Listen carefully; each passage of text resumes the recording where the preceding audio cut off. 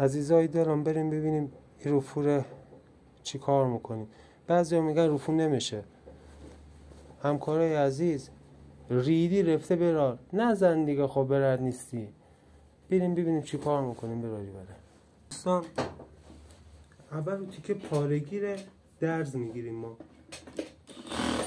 اون تیکه‌ای که دیدین پاره، یک درز میگیریم به صورت عین ساسون، مثل ساسون یک درز میگیریم.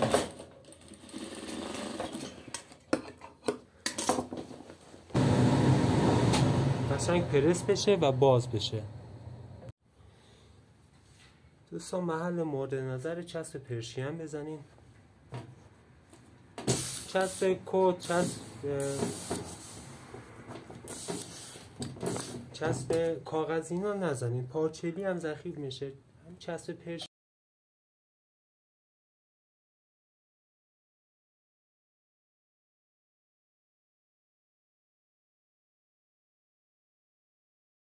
و سولاخی که دیدین تبدیل شد به این دوستان.